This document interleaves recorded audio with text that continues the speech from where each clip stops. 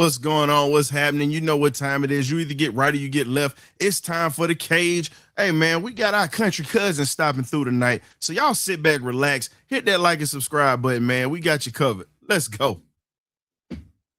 Okay,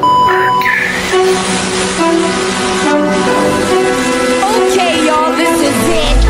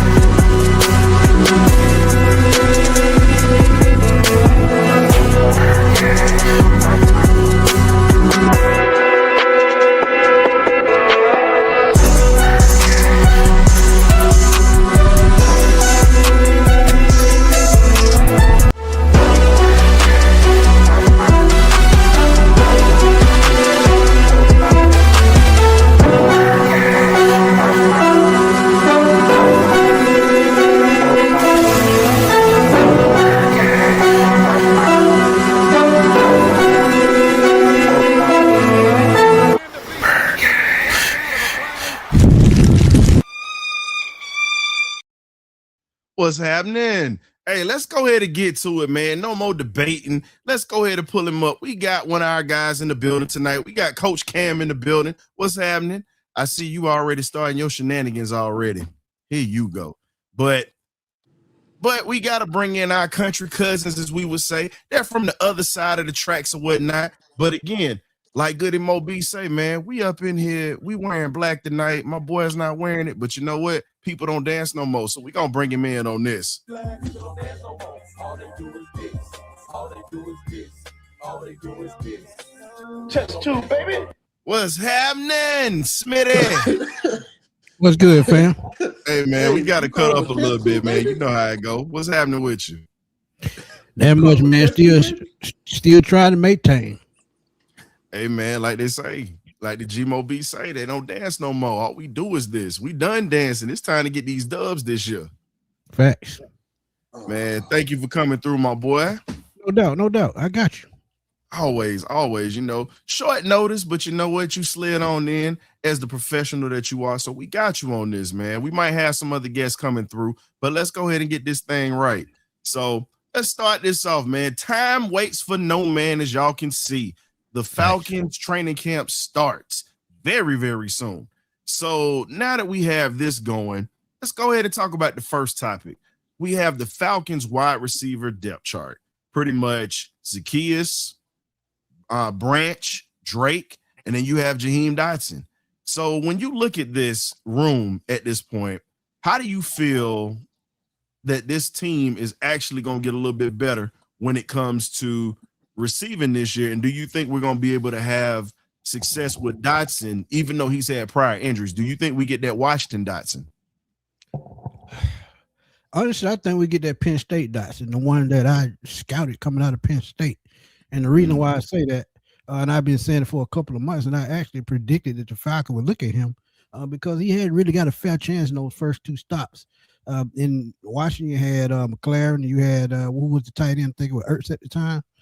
So, you know, he got tossed out of Washington, got traded to Philadelphia. They already had A.J. Brown and Devontae Smith.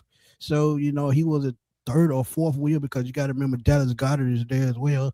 And he may have, the same problems in Atlanta, but the thing about it, I think they'll be creative in using him, especially in the screen game, especially, short yardage.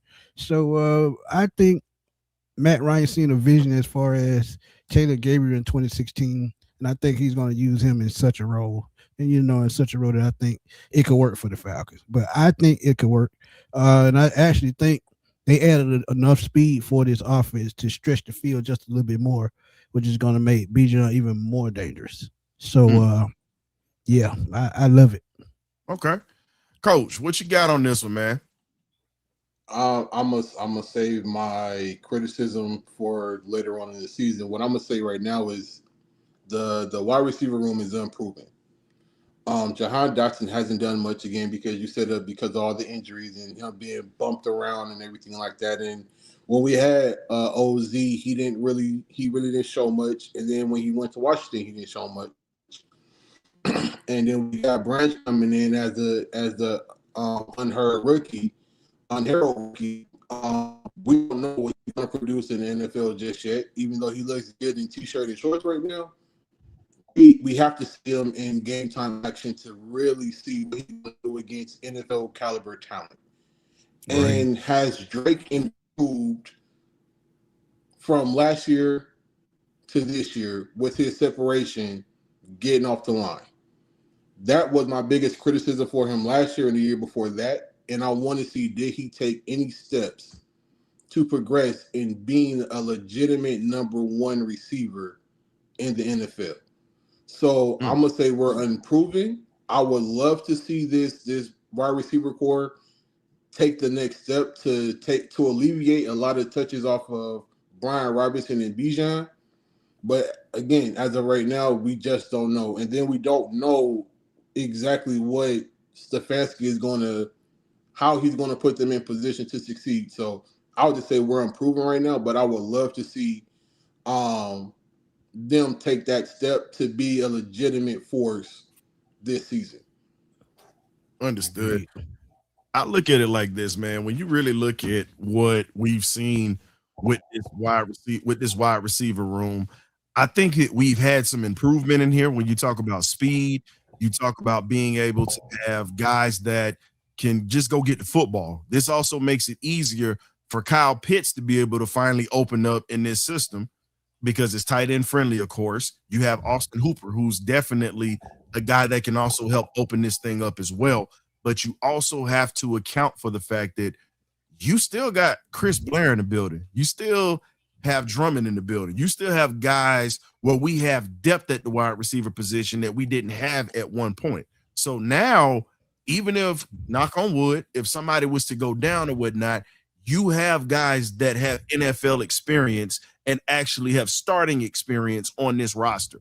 So that literally helps Tua out or Michael Penix Jr. out when it comes to these guys being able to stretch the field, stretch a defense, be able to move the ball methodically down the field this season. And again, it opens it up for the tight ends at this point. So you pick your poison. And don't forget about Bijan coming out of that backfield.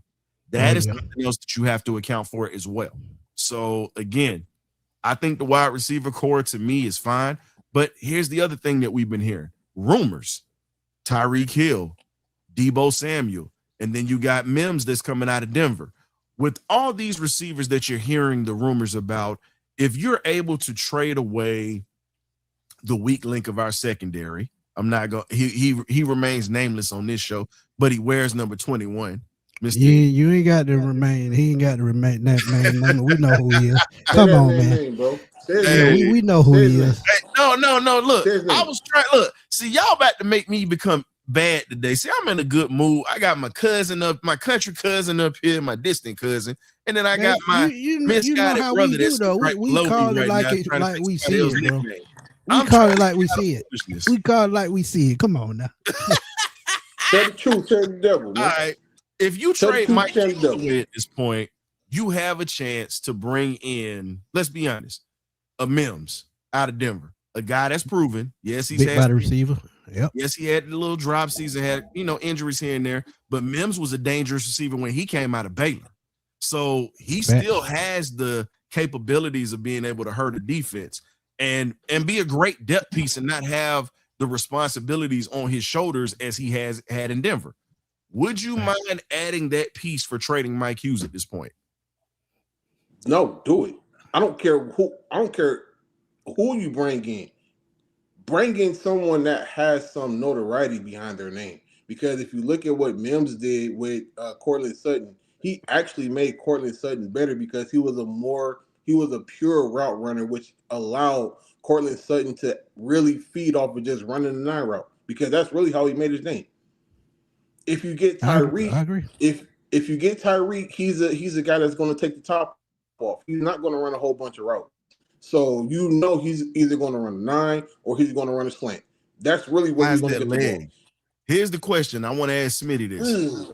How was the leg? Because remember, he had a compound fracture. He broke both bones in his leg, fibula and tibula, ladies and gentlemen. And the question is, how the hell do you come back from an injury like that and you're at a skill position? We've seen three quarterbacks or whatnot have that injury. Dak Prescott is one who came back from it. He's come back from it. Alex Smith didn't have that great of luck coming back, and neither did Joe Theismann. So the question is this: how do you, at a skill position, and you rely on your legs and your speed and your cutting ability to be able to open things up? Smitty, how do you feel Tyreek Hill would be able to come back from that, or do you think he'd be able to? Well, good news. He's back running already, and that's to me is a miracle. But I think only time will tell. One positive thing or two positive things, they may get him for a nice price, and having the weapon that we have already, it could take some pressure off of him and give him time, to get all the way 100%. But what kind of impact does he make, and how far along in the season do we get before the impact is felt? That's the thing. But like I said, I've seen videos of him running already and working out, and it's a struggle. Don't get me wrong. But what he brings to this team, like you said, you can take the top off the defense. But I think when he's most deadly, just run out to the catch period. I mean, even if he has a compound fracture in that leg, he's still going to at the least going to run a 4.4 because we clocked him at 4.2. So he's not going to drop no further than 4.4, no matter what, injury he has. But does he have the strength, mentally to keep going? That's the biggest question, because we always talk about ACL injuries, and, we talk about it with Penix. We see he's mentally strong right now. He's ready to go. So where does Tyreek Hill stand? We can get him for a good price, and he can help us, in the back end of the schedule when the schedule gets tough or when we're going on a run. I go for it. But right now, it's a question mark. But he would add, he would be a nice piece. And I think he would pretty much make Kyle and Drake a little bit more dangerous in the red zone. I agree. And Cam, and lastly, before we get off this topic, because we got a couple of things we're going to cover today, but when you also look at the production, what's up to Savannah Swag? He just posed the question talking about Penix. Right now, you still got to get Penix into 707s at this point. 11 on 11 at this point. Right. He's still not there. So a lot of people are holding out, and I understand, and there's nothing wrong with being able to hold out for a guy that you want to be here, but you got to remember they brought in another quarterback just in case he wasn't ready. So far, he has not been ready yet. Not saying that he won't be ready by the middle of the season or sometime then, but right now, as it's looking, they're pretty much going off what these doctors are saying. How do you feel this wide receiving core will be able to transition between Penix and Tua, because they're both left-handed quarterbacks, and one is more of a timing passer, and then you have one that's a guy that just has a howitzer for a rifle as an arm. What do you think is going to be the difference with those guys? With this core? You actually took my point, because like you said, one is more of a finesse passer, one is a Michael Vick. He's gonna get it in there in half a second. So it's really more so about the guys just getting comfortable with both of them, and really putting that time in. Because again, if you see some of the greatest wide receiver quarterback duels in the history of the NFL, they spend countless of hours running routes and catching footballs. So is our wide receiver core going to actually put the time in with Michael Penix or even Tua or even the backup? It's all about time and dedication in the position. If they're going to take that leap, they're going to have to do the work. And in the past seasons, we have not seen our receivers do the work. They've been weak at the line of scrimmage. They've been weak on holding on to the football. It's just been bad all the way around. So this would be the year that they would really have to step up outside of Drake London. they would really have to step up and do their jobs and be held accountable, unlike we've done in the past. Agreed. So I agree. go ahead, Smitty. Go ahead. Yeah, man, I agree with Coach said, man. It's all about timing and getting in rhythm. And I think honestly, that's really going to depend on what Tommy Reese calls. You got to go back to Alex Van Pelt as well. He's got to make sure both guys are, in sync with the receivers and the tight ends, just period. But I would get an edge to Tua only because he's been in the league longer and his time is just impeccable. Career nearly 70% completion percentage. So I think Tua, and they added more speed, which is why I would, take Tua, and that's why I think Tua fits a little bit better. But you talk about the gun with Penix, that fits Drake a little bit better, and that fits Kyle a little bit better. The position, the possession guys. But when you talk about speed, the finesse, that what fits them best with Tua. So I think the quarterback coach and the offensive coordinator and A-Strand, all those guys just got to be a collective and just make sure both of those guys stay on the same page.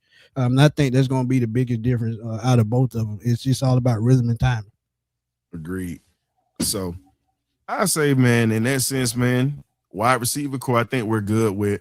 But when you look at it, one of the biggest things that's going to be a tough test for this Falcons team is with that wide receiver core. As you can see, we got Branch up here, is going against the Baltimore Ravens this year.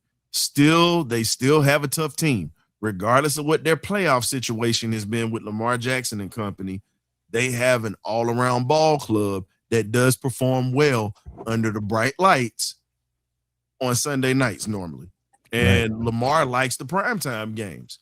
In this situation, I think that this would be the toughest game for the Falcons. Yeah, we got a tough schedule. Don't get it twisted. But I think this is going to be the toughest because they can hurt you on either side of the ball. Whether it's with Derrick Henry, whether it's with Lamar Jackson. And then you look at it on the defensive side, you got Roquan Smith. You pretty much have another Westlake High School alumni playing on the other side of the corner, which we should have drafted. I said that on draft day a long time ago, but we passed on him. But shout out to the kid. He's doing his thing over there. And then you also got to deal with a former Georgia safety by the name of Malachi Starks, who's a solid player. So when we look at it, San Francisco is still who they are. I think we can beat them because they have too many people that's aging out and a lot of guys coming back off injury. I think we could take that. We showed that we could play with Kansas City when we didn't have all of our pieces in the regular season. And now that we have a pass rush, I'll be honest with you. I think the team that we match up well with is Baltimore, but I think it's going to be tough because you're dealing with that animal we call Derrick Henry. Coach, I'm going to let you start this one. How do you feel about this matchup coming up this season when we talk about one of the toughest matchups of the year? I love it. To be honest, I feel like this team is set to fight the heavyweights without having to give up a whole bunch to do it. The biggest thing for us is last year we got gashed in the run. We will have to figure that out this year, especially with that two-headed monster in Derrick Henry and Lamar Jackson.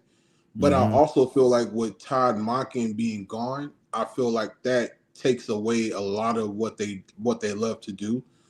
But defensively, it's just where do you find your openings? Because that Baltimore defense it's lockdown across the board. They have an amazing pass rush. They have an amazing front seven, and that back end is incredible. So, where do you find the mistakes, and where do you find your mismatches throughout the game? Because at times you're going to have to depend on Bijan more than everybody else just to move the ball a little bit.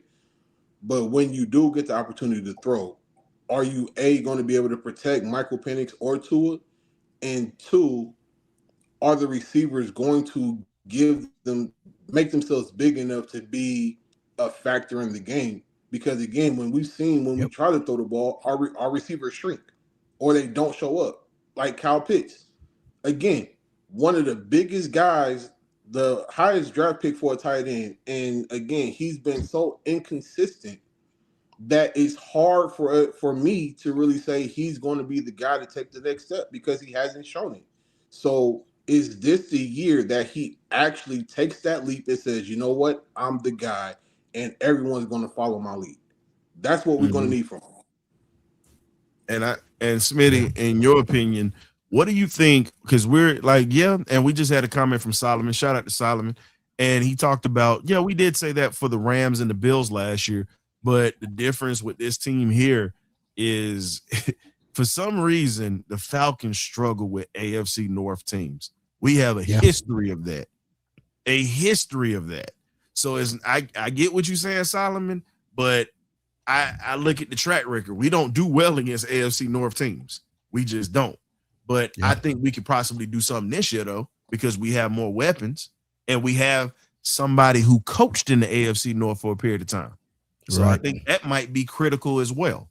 But in your opinion, Smitty, how do you think that this Falcons offense can attack this Baltimore defense that has always been stingy, even from the days of Ray Lewis and rest in peace to Big Goot Saragusa as well. Yeah. Been Yeah. stingy since those days. Yeah. Shout out to Sylvester Williams as well. Respect. Look, I think this game is going to be the unsung heroes. And I get the defense in a second. We talk about Lamar Jackson. We talk about Derrick Henry. But one guy that constantly shows up that can break a big play that nobody talks about is Justice Hill, the running back. You talk about a guy that can catch the ball at the backfield or beat you on kick or punt return. He can just do it all. He could be the deciding factor on offense. I just had to throw that there because I know about Rashawn Bateman. I know about Zay Flowers. I know about all those guys. They lost Isaiah Likely to the Giants. They lost Isaiah Likely to the Giants. Then you have Mark Andrews still there. So his weapons are still there. But Justice Hill is one of those guys that I always say that he can open up, bust a game wide open. We saw it a couple times last year. But let's switch to defenses where I think this is a game going to be the toughest. And the reason why I think it's going to be the toughest part, you talk about Nate Wiggins, Kyle Hamilton, Malachi Starks, Marlon Humphrey, Roquan Smith at linebacker. I could just keep going. Trey Hendrickson just got there. So, man. Oh, remember, it's a player that a lot of people wanted. That we took Jalen Walker and JPJ first. Remember, there was the edge rusher by the name, what was his name? Mr. Green? Yeah, this guy named from Marshall named Mike Green. Yeah, Mike Green. Yeah. But you gotta think Travis Jones is still there, Calais Campbell is coming back, John Jenkins, the veteran, is there. So the way that you beat an aggressive team like this, you gotta get the play action going early. And that's what Kevin Stefanski is going to specialize at. If you can get the run game going just a little bit early with both of the Robinson boys and open up the game just a little bit, this is the only way you're going to beat them, because I think their weakness is in that secondary. Awuzie. That's their weak link. Yes, that's their weak link. I know Marlon Humphrey's a veteran. He's been around for a while. But if you can get in front of that corner there and get that run out to the catch, which I said is so important, I think that's the only way you're going to beat the Ravens. You just got to keep them off balance on defense. If you can do that, you have a chance. But with what they've retooled themselves with, I think this team is going to be a Super Bowl contending team. And this will be a yard marker as to where you at as a team once you play them. If you play them strong enough and make this game a competitive game, we are going to know exactly where the Falcons are at that point.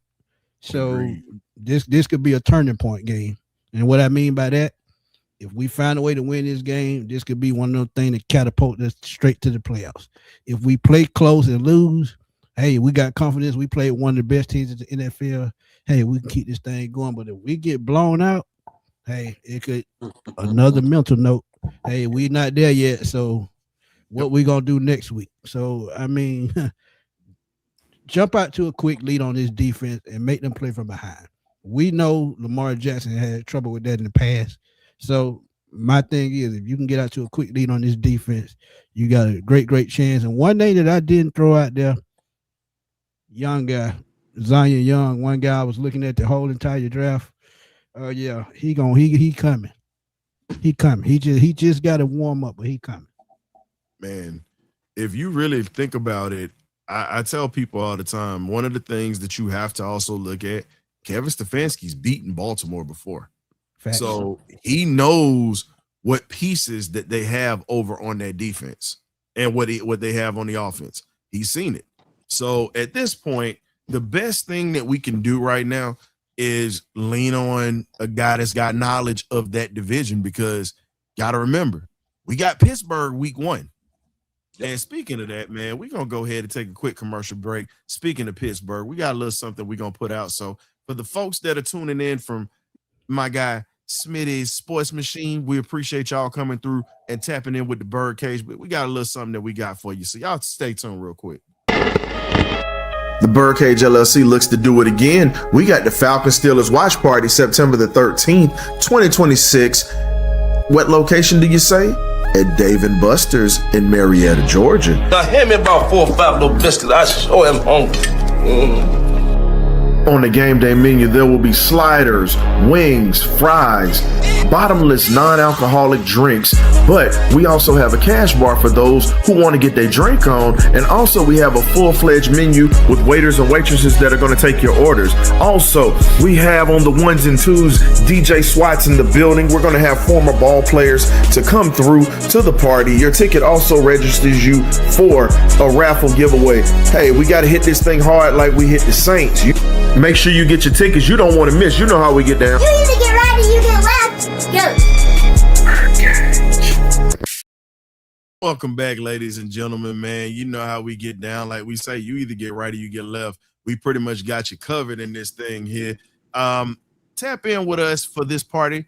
Smitty will be there. Y'all might want to get there before he get there, because he already said he getting ready to try to steal all the wings. Don't laugh. You know I'm not lying. I gotta have them, man. I gotta have them. Yeah, y'all better get there early. Ready to try to steal all the damn chicken. Y'all make sure y'all get y'all ticket. Hey, get man, in the front of the line. I just bought a platter. I just bought a platter, man. That's all you need to know. Oh, you bought the platter? I bought a platter. Hey, man. That's all we can say is just hold up. You buying platters now. Yeah, I got my platter ready. Yes, sir. But anywho, let's get to this next topic. Coach Cam's taking a quick break real quick, and he's right back with us. But let's talk about it. The gift that keeps on giving. We got Mr. Matthew Ryan as the president, and you look at everything that he's starting to bring to this team, and it's not just, how can I put it, Smitty and Cam, it's not just the fact that he's in the front office. He actually is on the field helping these guys offensively right now. Teaching guys, even though he has a front office position, I'm gonna be honest with you. I figured he was gonna get hands on, but I didn't think he was gonna pretty much, hey, sweats, t-shirt, hey, he's throwing the ball around with these guys, teaching them things. What type of impact do you guys think that this is really gonna have on this offense with a Falcons legend, former MVP, by the way, for those who forgot, helping this offense out? Yeah, that's a good question. I keep it simple.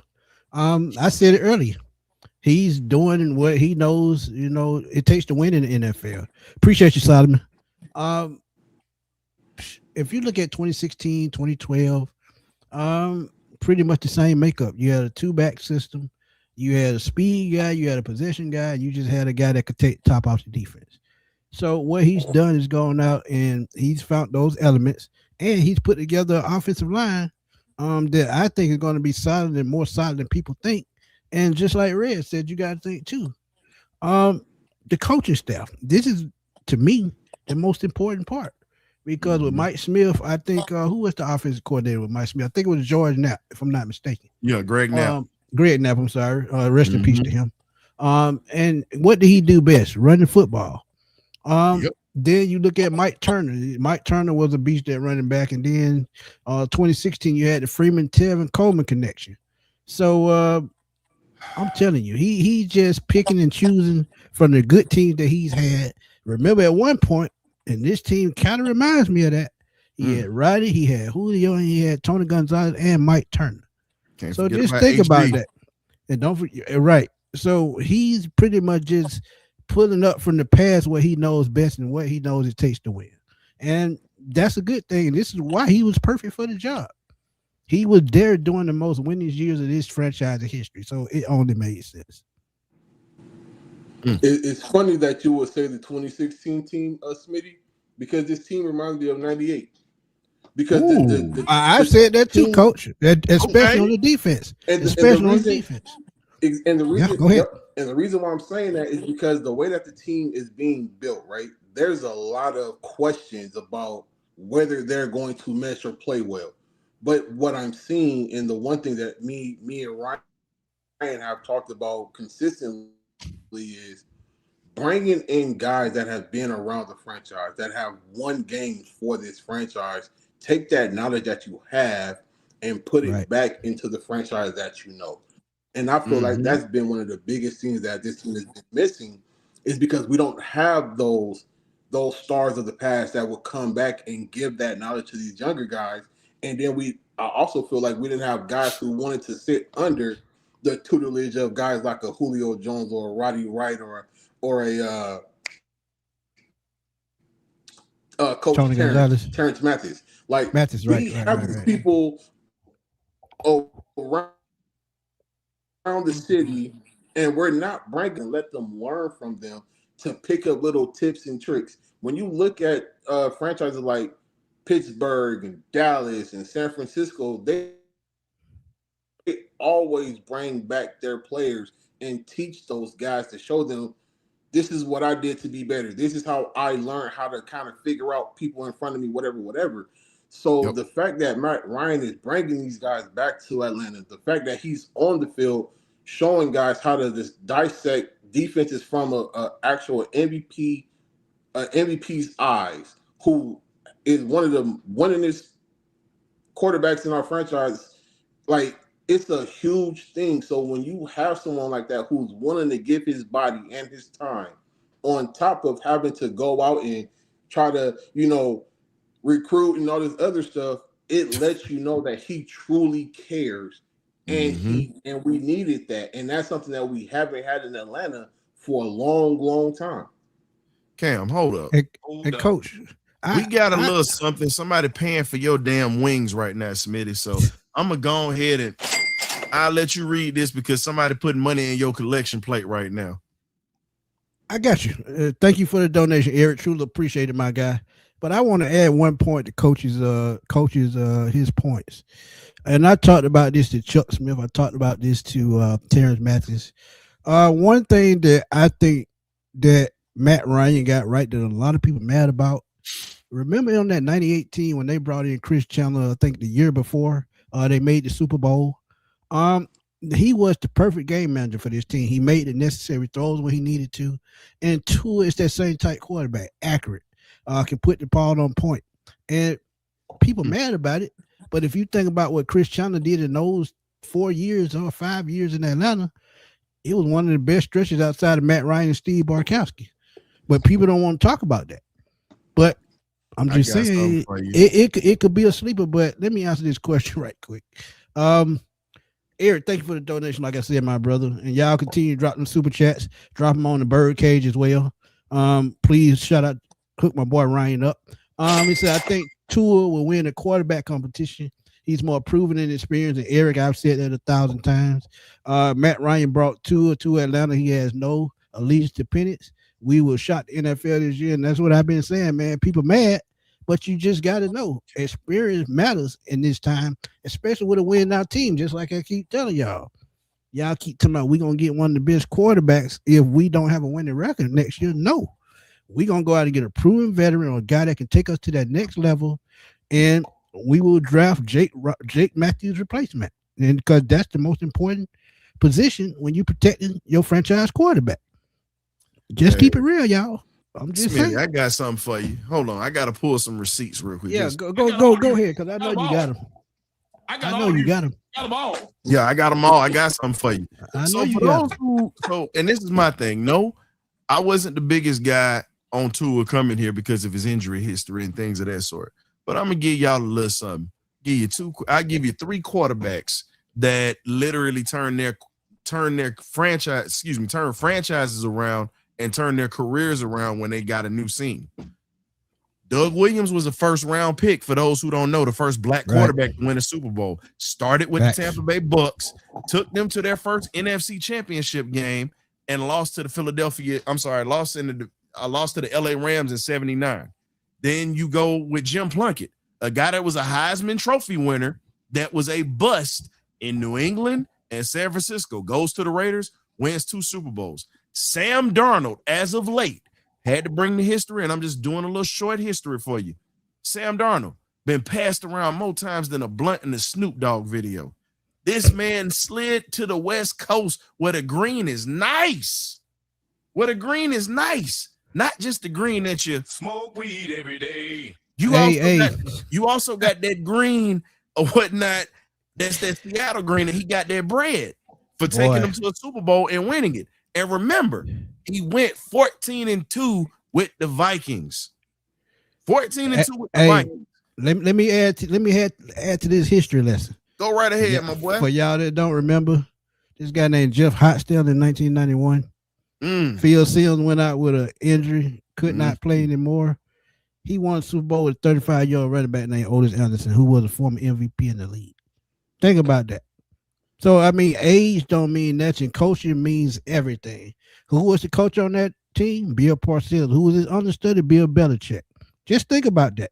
It's a couple of them that was on that team, Smitty. Tom Coughlin was on that team. Tom Coughlin was another one, right? Yes, like that team was loaded. Right. And think about it. The craziest game plan that you heard, we gonna play this as ball control. We gonna feed OJ in this game. And we're just gonna pretty much let Thurman Thomas have his way. And the defense got pissed about it, but you see what happened at the end.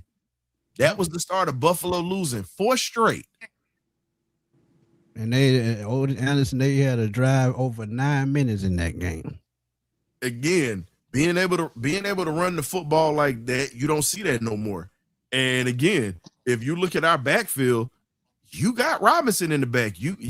Robinson and Robinson. You got Cam and you got Bijan. So when you look at that, you should be able to sustain that and take the pressure off of a quarterback that has had injury issues throughout their careers. Period. So I can't argue that. But just like that 98 team. Just like that 98 team as well. Facts. Built on the run. Jamal Adams over 1,800 yards.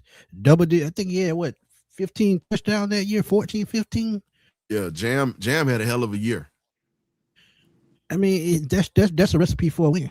That would facts. Yeah, facts.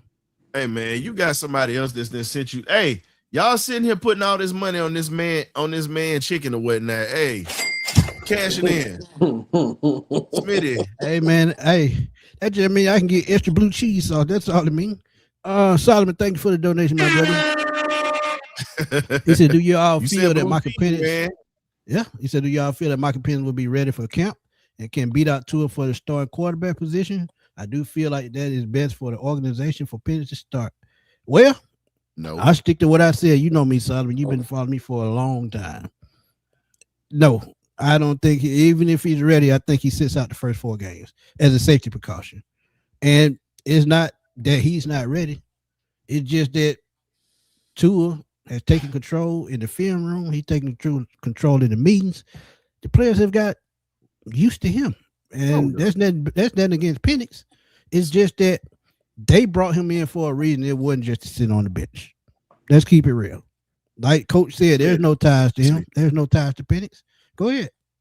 I'm listening. We got somebody that's knocking at the door, man. I think that's my brother. I think that's my brother. He bringing my celery for my wings, man. I think. Hey, mate. Hey, did you tell him to bring the grape soda and the red Kool-Aid? That's all I need to know. Did you tell him? No. I think I told him to bring the fries and the onion ring though. You know what? I got you. We got my man in the building. A1. All right. We sliding with it, baby. Let's go. What up, A1? How y'all feeling? Hey, man. Glad to see you up in the building with us, man. What's happening? Oh, man. Another day. Happy to be here, man. How y'all feeling, man? I'm just really getting in. Still trying to gather my bearings here. And, oh, snap. Boy. Listen, I'm gonna be honest with you, and I'm gonna say this, and y'all can take it how you want it. I don't give a damn. You know what? I got my do-rag ready. I'm ready for training camp, though. I say this. Do-rag ready. At this point, y'all not gonna want to hear this, but Smitty, if the quarterback play don't work out this year, somebody coming over here, whether it be a CJ Stroud, maybe an unhappy Joe Burrow, and I'm gonna throw a wild card out here for you. It ain't gonna be wild to me though. Go ahead. Trinidad Chambliss. Understand this, people. There are quarterbacks out here right now. I know everybody believes that Penix is gonna be ready, but let's be honest. I'm listening to the people that spent 8-9 years in school that actually had to go through those courses and that actually had to do understudies in different programs or whatnot to get their degrees and get their knowledge on human anatomy. The reason I know this, I had to change my major from being a physical therapy major because I couldn't do it when I was in the service. Couldn't do clinicals. Right. So again, human anatomy is beautiful, but when the human anatomy is as twisted as a Donald Trump tax return, I'm trying to tell you, it's not good. Right. But if anyone believes Michael Penix is going to be ready by the season, you're taking huge therapy lessons from Cheyenne Bryant. You're delusional. You've lost your mind. You have lost your mind. Hey man, so A1, we got to bring you up in here with this one, A1. You know, look, if kids can believe in Santa Claus and the Easter Bunny, y'all can believe in that too. I'm not mad at you. Go ahead and believe, because guess what? We all need something to believe in life. But let's go ahead and get to this next one, man. We got to talk a little bit about the linebacking core. But before we get to the linebacking core, man, let's be honest. Can Jalon Walker elevate the Falcons defense possibly if JPJ is suspended? I'm going to start you on that one, Chris. Well, to be honest with you, I think he will make an impact, but the main reason why he will make an impact is because he's not going to be alone. You know, he's going to have other guys with him. He's going to have Dorless with him. He's going to have Zach Harrison, who's ready to get after it again. Devon Diablo is going to have the green dot, something he said he's been waiting his whole life to have this opportunity. So having the oppos is really what's important, guys. You know, so you got to remember that, getting that chemistry together.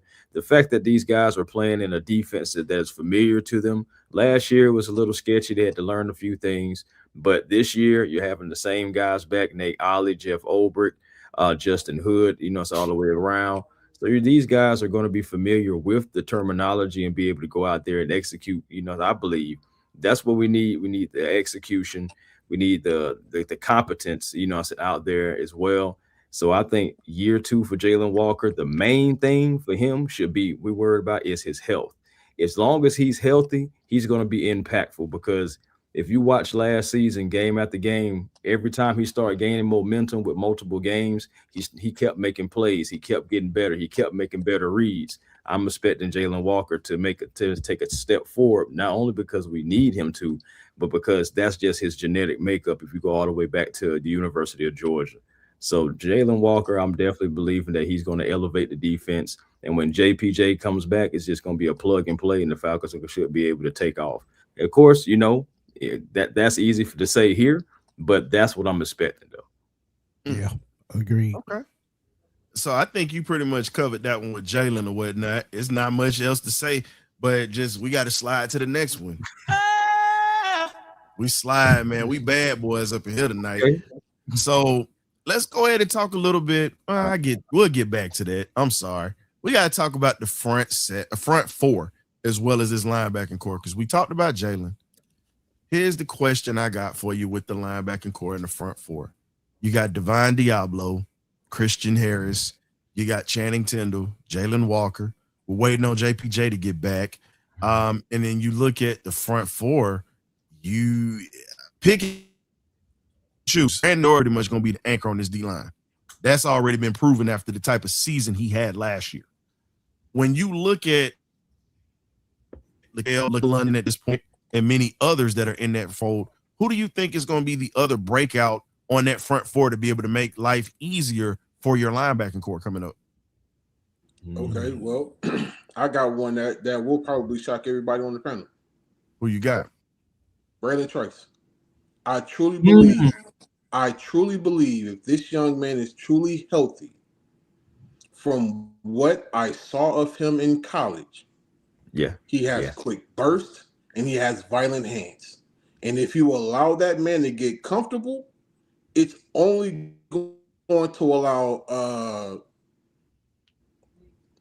Jalon and everybody else on that D line to become so much better. And if he can give us half of what JPJ gave us last season, we'll be right in the thick of things, because again, with our linebacker core and hopefully the resurgence of our secondary, that front four will be the catalyst for everything else to go hand in hand. Yeah. Right now you speaking foolishness, because that man ain't played not a damn down in 2 years except for preseason. Hey, Ryan, you saying that, but it's funny because me and A1 just talked about that the other night on the show. That's the thing I'm looking at. I'm not saying that he can't do it, but I got to see it. That man has got, listen, I give you that. Buddy got property. Listen, Buddy got property up at Piedmont Estates. We don't call, I'm sorry, Piedmont Palisades. That's what we call it over here. We call Piedmont Hospital Piedmont Palisades. So if you hear anybody else talking about it, you heard it on the Birdcage first. I got trademarking. I need my 50%, not 25, not 10. Give me my 50. This dude literally has property up there next to Troy Anderson that literally has the Jello bar up in there and the tapioca lounge that's out there too. So if we gonna talk about it, let's be honest, bro. 2 years. Hey, Ryan, I'm gonna be real though. I mean, I talked about it the other night on the show. Come on, man. When you look at pass rush and win rate at position, him and Brandon Doyle are right there neck and neck at their position. So if he just can stay healthy and be a rotational guy, I think we can get 7 to 8 sacks out of him out of 17 games at the least. Smitty, I argued on your show with this, bro. Me and A1, you literally can attest for this, and you know, Cam gonna laugh because he know I didn't argue with folks. I told certain people on my panel, Jared Verse was the guy that we should have got. Yep. We passed on Jared Verse for Trice, and I said Jared Verse would be the one that would be the problem child. And guess what? Defensive rookie of the year when he got there has been a nasty player since he's been there. But I mean, I get why the Rams traded him. You got a chance to bring in one of the greatest pass rushers of all time, and Myles Garrett makes sense. But Jared Verse is right in that. He's working. And real quick, Ryan, don't forget a very important detail. They have been to the playoffs multiple years, have only been a game away from the Super Bowl as well. So yeah, let me go get that extra pass rusher who knows what he's doing, and you still may end up getting Aaron Donald back, as crazy as that may sound. So I'm just saying. But Chris, we literally had the chance to snag Verse, and could you imagine what the rotation would have been if we'd have taken Verse? I mean, it's a crapshoot in the draft anyway. No one knows what you're gonna get. But Verse was a guy that played for that undefeated Florida State team, and then they got bad, and he still played, and he was dominant from the time he stepped foot on that campus to the time he got to the NFL. You know, let me ask you a question, hypothetical question, just to piggyback off of that. If we take Jared Verse, do we take JPJ? Nope. I'll be honest with you. I think we do. Nope. Really? No, I think we know. I'm gonna be real with you. Him or Jalen Walker would not be here. Jalen Walker, because Jalen Walker would not be here. One of them. Jalen might not be here, but I think JPJ is here. And you know I'm a dog fan, so I was ecstatic when we drafted him. But let's be real. You had to give him another bookend because he didn't have anybody except he'd have just been him. He wouldn't have had anybody. So you would have had to bring one of those guys here with him.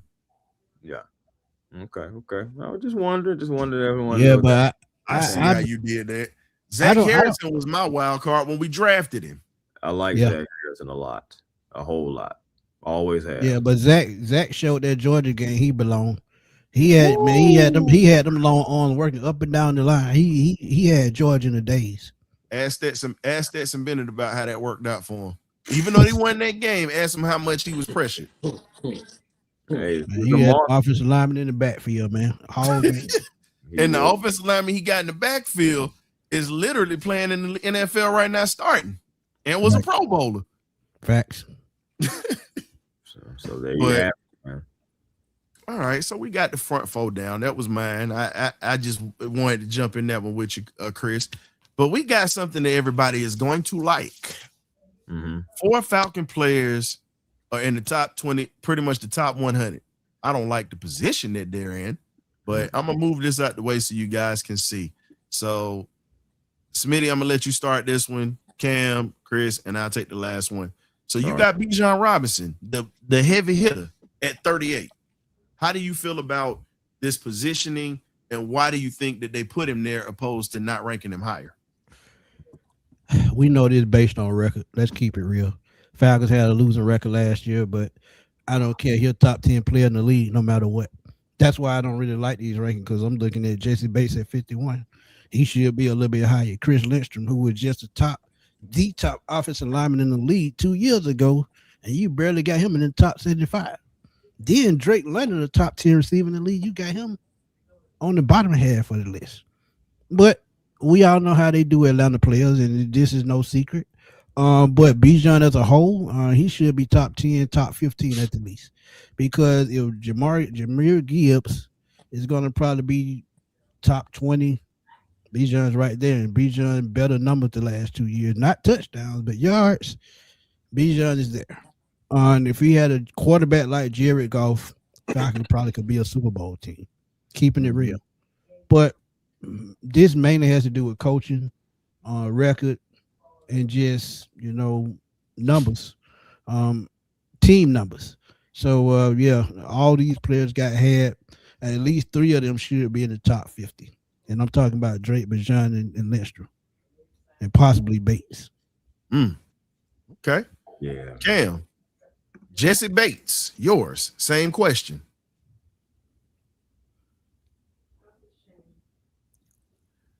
I think Cam is froze. I was about to say either that or he finna have a very major dramatic entrance. He's frozen. Oh no, he's moving now. Let's go ahead and get He it. said, I'm bike, man. Yeah, Well, you know what? Oh, Cam, are you back? Chris, go ahead and take it. Go ahead and take it.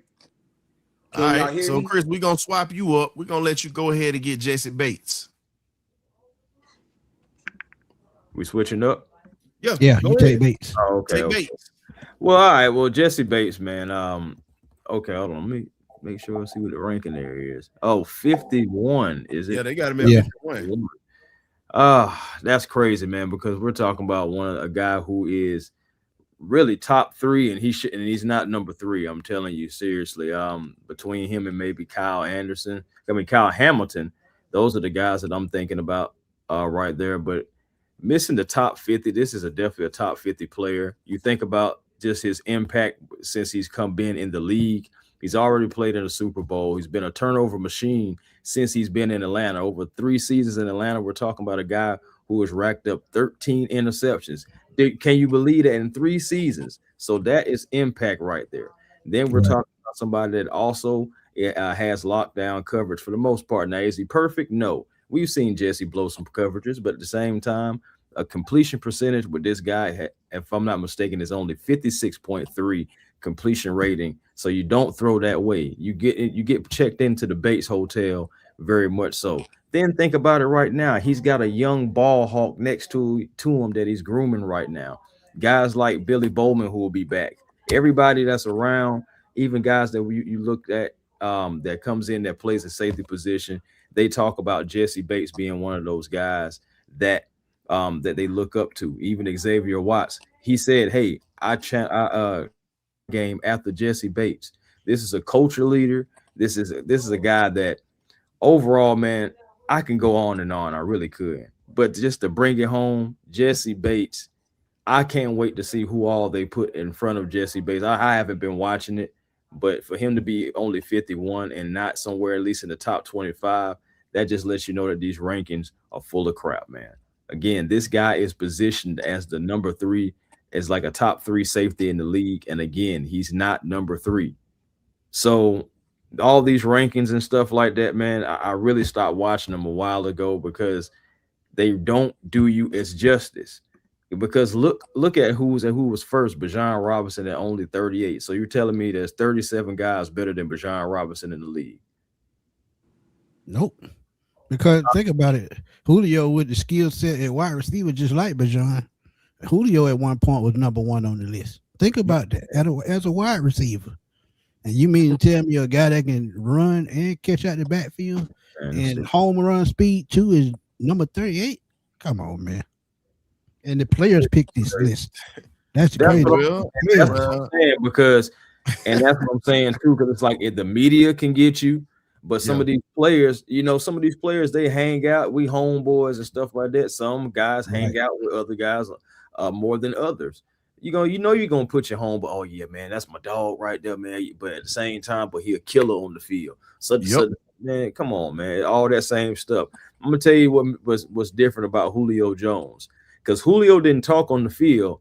So regardless of whether you liked Julio or not, he made you respect him each and every time that he laced them up, that he had on the cleats, that he threw on the number 11. It didn't matter if you liked him or not. He was going to dog you regardless. So you might as well make friends, because it's going to be the same result. But everybody, again, it goes back to that popularity contest thing too, man. Yeah. Just like Josh Allen overrated. We ain't going to talk about that though. MVP that still can't win with a loaded team. I ain't even gonna talk about that. We ain't gonna get into that. That's another story. Hey, man, shout out to my boy. Shout out to my guy Bank on X. Unfortunately, he's a misguided Patriots fan, but he hates the Buffalo Bills. So I got to give him a shout out or whatnot. He's my fellow Bulldog fan, but he love to throw. He love to throw. How do you do that?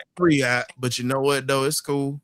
I ain't even worried about it. I'm trying to figure out how he do that. Be a dog fan, but he a Patriot. His thing. To be fair, the man been a fan since Drew Bledsoe was there. So again, so when he told me that, I said, okay, you've been a fan for a long time, so you didn't just jump on the bandwagon. He actually remembers when Parcells was on the sidelines. So I ain't gonna lie, I used to love that tight end. Beacon Cross, boy. You know where he went to school at, right? Ben Coates. Yeah. You know what Ben Coates went to school at, right? Yeah. Livingstone College, HBCU. Shout out to the HBCUs out here. They just kicked off their media day. Hey, MEAC, SWAC, doing the damn thing. Hey, y'all go ahead. If you're anywhere near any HBCU games this year, y'all support them and go check them out, man. Great football, a lot of great players. Hell, we got one on our team with Chris Blair out of Prairie View A&M. So again, and let's be real, one of our first Hall of Famers is a Tennessee State alum. So again, show some love to the smaller schools if you get a chance to, because without that, half of the league would have never got desegregation. So shout out to the HBCUs out there. But shout out to my homegirl Keisha Kelly, Black College Experience, man. Y'all go check out on Instagram and Twitter. She doing her thing. She was at the media day, the HBCU media day. She doing her thing, man. Shout out to her. Love it. Thanks. Now, let's get back to this. I ain't coming for no foolishness. We got Chris Lindstrom ranked at 74. I'm baffled about this because best guard in football, and you have him not even ranked in the top 20. That's ridiculous. That is asinine. To quote Stephen A. Smith. Bro, he had over 1,000 snaps last year, offensive snaps, and only about 1 sack. Exactly. That's why I say it's asinine. How the hell do you have the premier guard in the NFL ranked out of the top? Really, he ain't even in the top 50. You got him ranked down there with the ranked amateurs. The bottom quarter. Yeah. Right. The bottom quarter. Y'all literally, let's be honest. They're treating this man like a soybean burger, but this man has been producing sirloin steaks, ribeyes, porterhouses, and tomahawk steaks, if we're going to be honest. You can't play this man like a soybean burger. Give him respect. He literally was one of the best one of the best offensive linemen, not just at his position, offensive linemen in the league. But yet and still, again, popularity contest. You got a guy that's been consistent since the day he was drafted. Yeah. Shout out to my guy Dogs Unfiltered, Falcons and Dogs fan. If you're a Georgia Bulldog fan, check out Dogs Unfiltered as well as the Damn Good Dog podcast with my man Keon as well. Y'all check those folks out because they definitely are doing great works for the Bulldog community. And also they're Falcons fans, with Keon's a Giants fan, but my guy Dogs Unfiltered is a dog and a Falcon. So shout out to him. But getting back to this, it's ridiculous how this is literally a popularity contest. But when you have a guy that has not just 1 year, but you're talking about multiple years of consistent bodies of work, of being able to move 300-pound linemen, to give Bijan Robinson, the great runs that you see, or giving the pass protection on his side, the left side, and being one of the best at it. So I'm sorry, he's rotated between the left side and the right side. He's done it on both sides. So again, can we please get some clarity with how we're rating these players? I'm with you. Be in their feelings. I'm telling you, they be in their feelings. They gotta be. I agree with you on that. So let's go ahead and talk a little bit about it. Cam, Drake London at 82. Yo,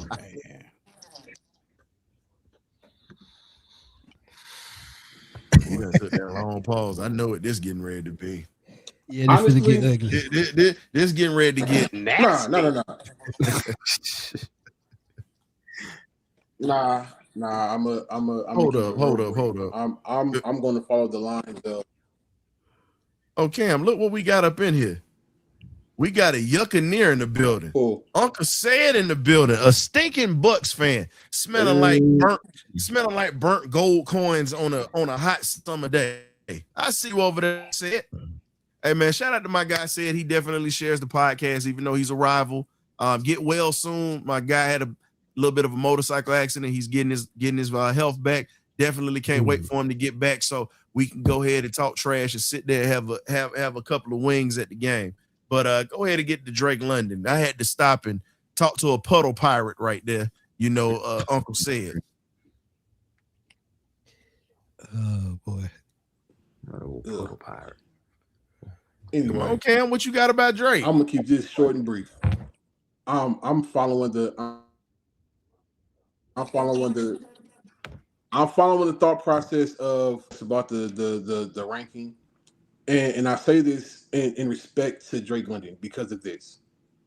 The young man has played with some pretty terrible quarterbacks, and he has produced consistently. And he's constantly disrespected. Now, are there some flaws to his game? Yes. Does he run being required to show up in big moments? He shows up in big moments when we need him the most. And last year, he pretty much carried that receiver core all on his back. But again, he plays in Atlanta, where Atlanta gets hated on by everybody, every city, every town, every player. So again, like you said, they're going to pick their friends and they're going to pick who they're closest with. So top 10 receiver in this league. But again, it's a clown show. This list is a clown show. It's been a clown show for the last couple of years. I want to say like last year, and then the year before that, they put him at like 24. I stopped watching it all. Understood. Well, in that case, we're just gonna go ahead and move on to one of the next topics, because at this point, with the top 100, because Christmas is canceled. Go ahead and cancel it because it's awful. So let's go ahead and talk a little bit about this right here. Before you move on, let me just say this. What's up? Kyle Pitts bounced back last year. Had a damn good year. He at least should have been in the 90s. He was the highest rated tight end in the NFL as far as yards and receptions. But he don't make the list. Who knows? That's the crazy part. Who knows? But you got to talk about a little bit more of a somber situation or whatnot. It's a little tough, but we're going to get through this one. We're talking about players that are not even making it to older age now and passing away so young. as well as having a ton of issues. Football is a gladiator sport. We all know this. Right. But at the end of the day, I'm going to pull this down so everybody can get this. At the end of the day, you got to think a lot outside of this game. And most of us as fans, we don't think about that. That right there is a heavy burden for a lot of these young men to carry, because most of them are trying to get financial stability for the future. And when you look at how life is set up, a lot of these guys don't understand the thing, that transition. Shout out to Chris Johnson. He's getting put into the Tennessee Titans Ring of Honor. I think it's long overdue. He should have already been in there, but they're capitalizing off the situation. And I'm gonna go around the round robin with you guys. But the oldest player right now that's living is Rosie Greer, 94 years old. Yep. And if you know who Rosie Greer is, he was one of the faces of the Fearsome Foursome with Deacon Jones, Lamar, and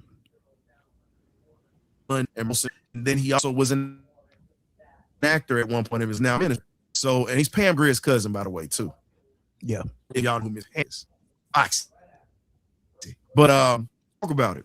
Why do you guys think guys not some generation have had longer lives than these younger cats that are coming now? They took care of their bodies a lot better, in my opinion. Facts. If you look at the landscape of how the world is right now, a lot of players are more consumed with image and branding, and they put themselves in a lot of positions to where they're dealing with people outside of the scope of football. So now you're dealing with people who are in gangs and who drink a lot and all these other things. So when you're constantly drinking and going out and doing, extracurricular activities, you're putting yourself in a prime spotlight to get yourself caught. And that's a huge thing that I'm even seeing on a high school level with some of my kids. They want to be the known guy, and they want to be tough and all this other stuff. And I feel like a lot of it starts at home, because a lot of these guys just need a hug, and it's like they're searching for something that they never received. And once they find it, they don't know how to get away from it, or they don't understand that's not the love that they need in their life. So it's a myriad of things that these guys go through. But for the most part, it's really all about money, because again, every player right now is chasing money, and they're chasing the bag for their family. And while they're doing it, they're putting themselves in grave danger. I agree. I agree. Okay. And we'll bring this when you look at Chris Johnson and his situation, and then remember we had Steve Gibson and whatnot, our rival from the New Orleans Saints, been battling with ALS, and he outlived and they actually gave him. He's still around. You're looking at the kid more that we last year that committed some piece, and so many other folks that have been committing suicide, and all these things have happened. What do you articulate to on the medical side if you're gonna have this comment? Because we already heard the role model side that they need, but what do you think about medical side, about their bodies and things that they put in?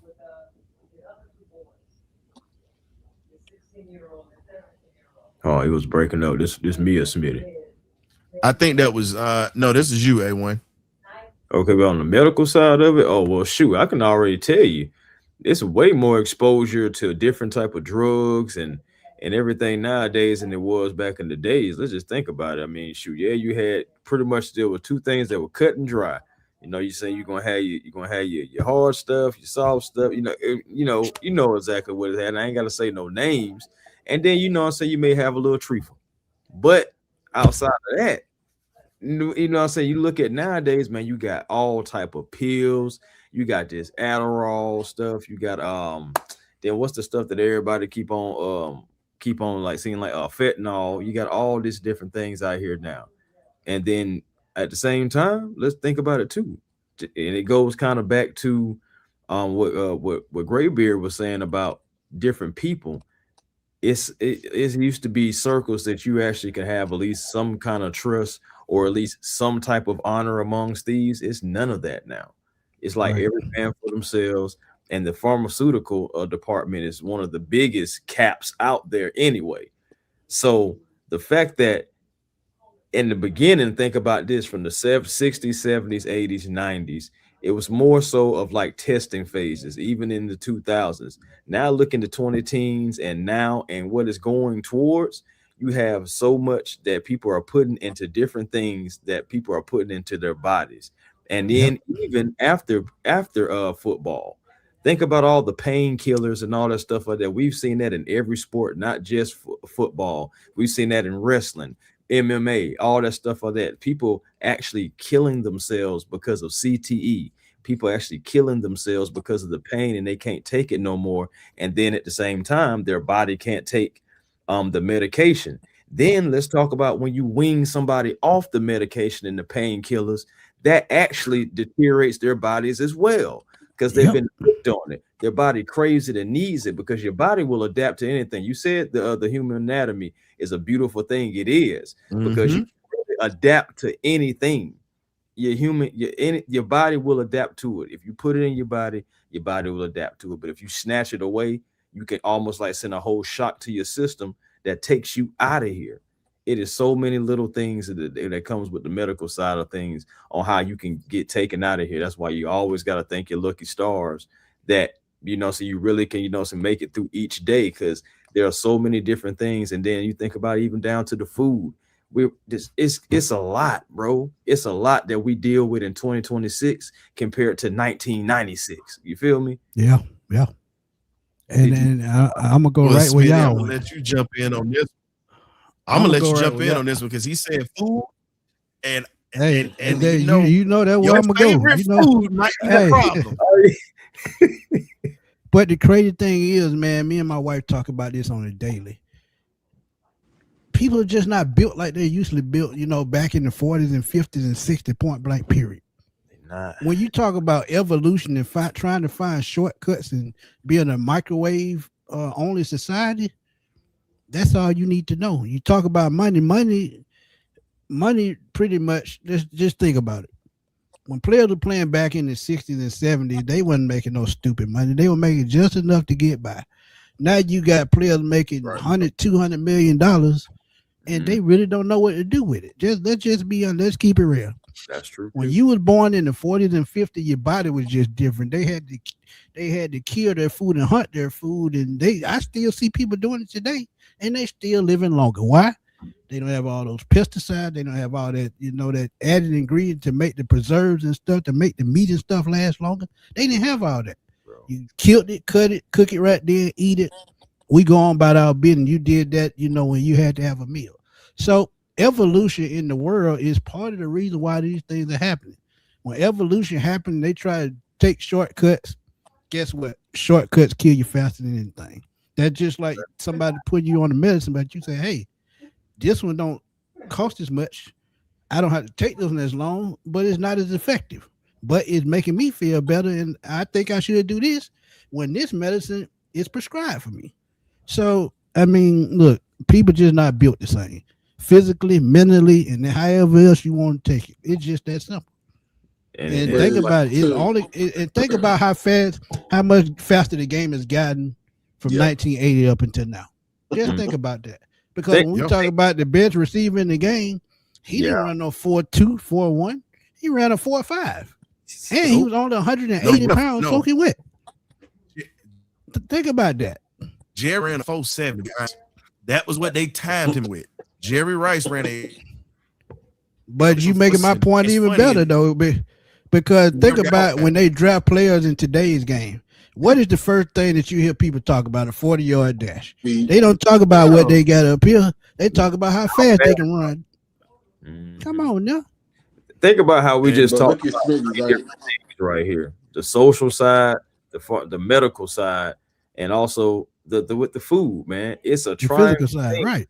It's a triangle thing right here, and it's really more things that go to it. I'm pretty sure Ryan about to add to it, but just all those different things weren't as problematic back in the day as they are today. Think social media alone. Like you just said it when you come to the pool. And look at the So- food though, because the FDA just went out and approved lab grown meat, and now they're serving it now in fast food restaurants. See what I mean? So when you're eating food that's not even real, you don't know what the body doesn't know how to break that stuff down and how to deal with it. So you have food that's living in the human body longer than it needs to. So now you're carrying parasites and sicknesses that the body cannot remove through its natural channels. So right. again, like it's so many things that's keeping that weighs down the human body, but also eats away at the human body because it has to find a way to get out. Because it's taking something with it. Every time you get rid of it, it's taking something with it. And here's something I can add to it or not. Y'all know I love to bring a little something out here. You know I always keep something going. There was a former safety that played back in the day by the name of Mike Harden, one of the nastiest safeties to ever play this game. And when you talk about it, he was a man. And you think about it, he had a reputation. I'm just gonna show a quick clip of look like when he actually got out of a Hall of Famer by the name of Mr. Steve Largent. But he hit everybody like that, by the way. And you need this, and I'm gonna show you a video of what he looks like now. Going used to what he looks like now. And it falls into this right here. So it's just one of these things that is tough to see, but as a fan, we don't ever look at the other side unless you played this game and you already know what happens. So fair use. This is Mike Harden hitting. Craig didn't look off the safety. Craig on a play fake to Warner, back to pass, drills one up the right side. It hit me right in the hands, and Mike Harden hit me right in the face with his forearm. And I was out before I hit the ground. Largent is down after taking that hard shot to the head by Harden. So that's Mike. Literally, he hit everybody like that. So now I'm getting ready to show you a video of what he looks like now. So this is how bad this game is. Mike Harden played with my godfather, Clarence K. Shout out to Clarence K., former Bulldog legend, the man who started tight end U before Brock Bowers, by the way. And he did his thing up in Denver before Shannon Sharp took over. So fair use. This is what Mike Harden looks like now, ladies and gentlemen. This is after his playing days. Into a room, and I can't remember, why I went in the room, or I've gotten to the place where I can't remember numbers at times. But those undiagnosed concussions aren't the worst of it. Today, Mike Harden can barely walk. He relies on crutches to get around. It's all a result, he says, of the brutal collisions on the field that led to. So, fair use. Just wanted to make sure you guys got to see that. But that's just a quick snippet of what he looked like during his prime, and then also what he's looking like now. He struggles with being able to get medication, and this man has made millions of dollars from his playing days, folks. He struggles to get medication now. So part of it, I just wanted to show you that, but this is my part of it, and we're going to wrap this up. You should start doing it at this point for young players that are out here, or if you have parents that have kids that are playing this game, and if they possibly get to that point, this is what you start doing. Insurance companies don't insure pro ball players like after they retire because they're considered a high risk possibility of them having to kick out more money. While they are playing football, whether it's high school, college, or whatnot, you need to have these guys to buy insurance policies. This is what you need to start doing. Have kids with insurance policy. What happens if they get to the NFL? Have them buy an insurance policy. Yes, the league insurance is good, but it ends after a certain time. Have them with their own insurance. Take a portion of that, put it aside for them. And if they make it to the league, or if they make it to college where they're making all this money, have at least a couple of however much you get. I'll say probably 600,000. Put 200,000 to 300,000 away just for medical bills. That's what that needs to be. Yeah, it'll get eaten up, but it'll lessen the load on someone medically. Because if you know how much medicine costs in this country now, it's ridiculous at this point. Yeah. It is ridiculous. So at this point, these guys got to start taking care of themselves because you're seeing these guys die off left and right.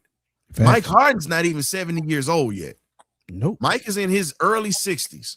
He about 64. Yeah, 63, 63, 64. Mike ain't even 70 yet.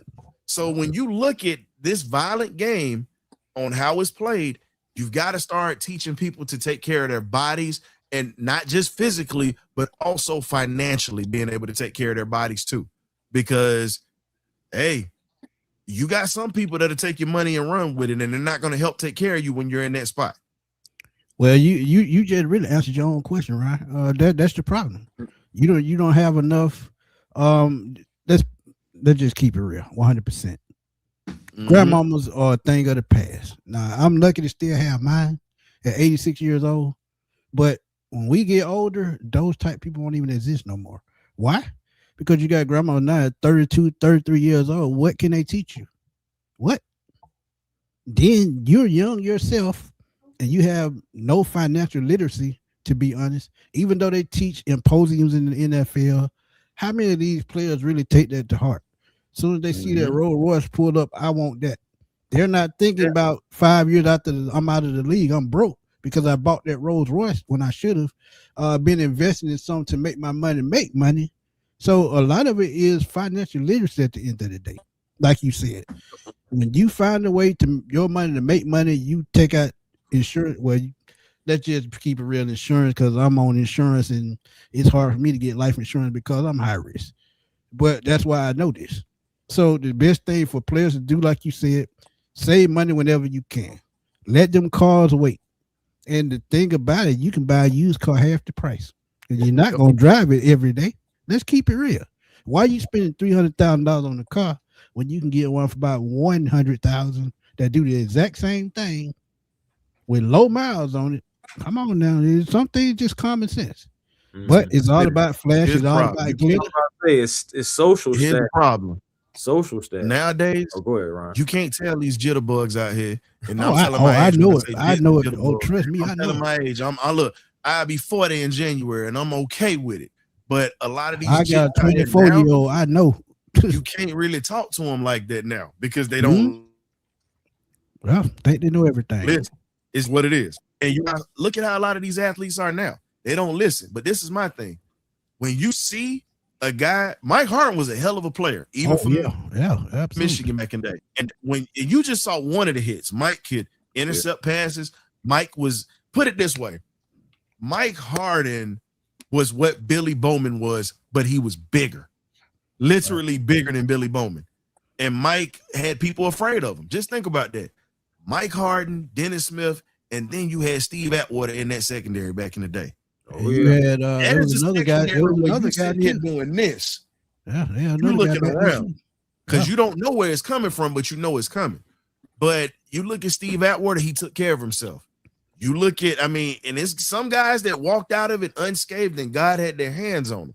But for the most part, you look at a lot of these guys that this medication that they take, these painkillers that they take, it literally has, as Chris said, your body adapts to what you're on. And once you're off of that, if anybody's ever seen how a junkie reacts after it gets off of drugs, that is a scary thing. And a lot of those players, let's be real, some players that choke down painkillers and alcohol, they're doing the same thing junkies do. The difference is it's just legal where they get their stuff from. Yep. And they're pretty much junkies, functioning junkies. That's the best way to describe it. And that's why I said money can destroy your life, because you can buy all that stuff with no problem. If you're going to get it from the pharmacist or you're going to get it from the street pharmacist, one or the other. Because what's the for most young men, for most of the men that play football, right? Most of those men are not coming from well-off families. And the one thing that the community, and the one thing the community says is that when you get paid, you need to take care of X, Y, and everybody. You got to take care of everybody. And guess what? Not self. If me and Chris are playing the same position, and Chris is the starter, Chris is going to do everything he can not to lose his spot, because guess what? everybody gonna be breathing down his neck when them checks start to come up a little short. So I'm gonna do everything I can to stay on the football field in that position. And while I'm doing that, I'm killing myself in the process to feed everybody else around me. But ain't nobody trying to take care of me while I'm doing it for them. Mm-hmm. And we'll say this, man. We definitely appreciate y'all coming through tonight from Smitty Sports Machine, A1 and his crew, and the BirdCage loyalists. We definitely appreciate you guys coming through. Hey, Smitty, A1, we definitely thank y'all for stepping in tonight, man. Like I said, we got the wings and stuff in here we had for y'all tonight, and just had to make sure y'all was covered. We appreciate y'all stopping through. Coach Cam, as usual. But before we let them go, Smitty, A1, you're going to tell the folks where they can find you at. Smitty, you go first, my guy, and then A1. Yeah, thank my subscribers for coming through, chilling with us tonight, man. Please go over to the BirdCage LLC. Please hit that subscribe button, that like button. Please hype up this video, man, to help it get to the YouTube algorithm. And also, man, look, don't be a stranger, man. Please come check out the BirdCage every Thursday at 8 o'clock because Ryan's on here. He's worked just as hard as I do, just like me and A1. Shout out to Coach Cam. I think this is my first or second time chilling with Coach Cam, but Coach Cam know me, man. He know I speak my mind, so I mean that's gonna always be me. But yeah, find me on Smitty Sports Machine, man, where y'all always do. Find me on Twitter at FatBoySlim_21 on Twitter because I'm always over there blowing that thing up like I always do. And again, man, thank y'all for the super chats. Truly appreciate it, man. And A1, take it. Hey, man, cash in on them damn super chats. A1, what you got? I'll tell you, A1 Forever Sports, man, the platform on YouTube. Come over, like, comment, subscribe, be a part of the A1 family. Also, catch me on the Falcons Digest as well, getting close to training camp, you know. So, hey, get ready to ramp up over there. Also, you know, it's a Hawks Digest, doing our thing over there too, constantly growing. So you can catch me on all those channels. And also Twitter, A1 Forever, Instagram, A1 Forever, and the real A1 Forever on TikTok. It is 9:27, nearly 9:30. Make sure you find your peace before 9:30 because positive energy always creates elevation. That's how you find your peace. Be generational because it's always time to be, and appreciate the BirdCage for sending out the invite, man, and having the wings and all the wings and things ready. And the Kool-Aid was good as well. So let's go ahead and finish this thing on out. We appreciate you. Hey, man, we definitely appreciate y'all for coming through. This is another certified hood classic. And we make it look easy. So we appreciate y'all for stepping through. You know how we get down, man. You either get right or you get left, man. We'll catch you on the next episode. Ghosts.